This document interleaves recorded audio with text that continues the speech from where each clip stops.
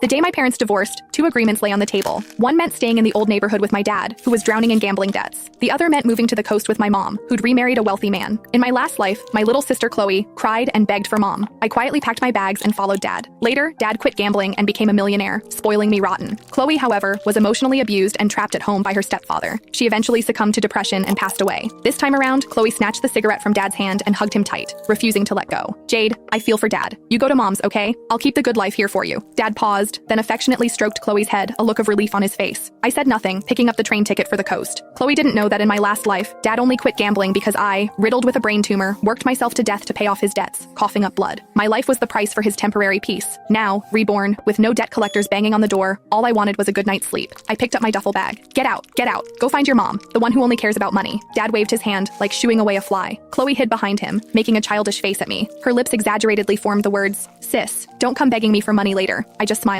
saying nothing. Then I turned and walked into the rain. I pulled my neck into my shoulders, feeling a chill seep deep into my bones. Honestly, it didn't matter where I went. I just wanted to find a quiet place to endure these last few moments. No more hearing the gambler's creditors banging down the door. No more smelling that sickening stench of cheap cigarettes. Mom's black Mercedes pulled up at the end of the alley. The window rolled down, revealing her perfectly made-up face. She frowned, looking at me, drenched from head to toe, a flicker of disgust in her eyes. "What happened to you? Get in, quickly, don't get the car dirty." I opened the back passenger door, about to slide in. "Put that bag in the trunk." Mom pointed at the duffel bag in my hand. "It's filthy, probably crawling with germs." I paused, but I still obediently closed the door and put the bag in the trunk. Back in the car, I huddled in the corner, careful not to touch the luxurious leather seats. The heater was on full blast, but I still felt cold. "Jade, once we get there, you need to be sensible." Mom drove, glancing at me in the rearview mirror. "Your stepfather doesn't like noise. Don't leave your room unless you have to. Eat quietly, and don't drag your feet when you walk. And never mention your dad. He's bad news." I looked out at the rain streaking past the window and nodded. Got it. The familiar spike of pain lanced through my head again. My vision blurred for a second. I reached up and pressed my forehead. "What's wrong?" Mom asked, her tone laced with impatience. "Nothing, just car sickness," I said. "So delicate," Mom scoffed. "Just like your dad." I closed my eyes, swallowing back the metallic taste of blood that welled up in my throat. Next time, no way I'm signing up for this again. The drive took 5 hours. By the time the car pulled into the hillside villa community, it was pitch black outside. Though ablaze with lights, the whole place felt eerily dead. "We're here." Mom parked the car, touched up her lipstick, and took a deep breath.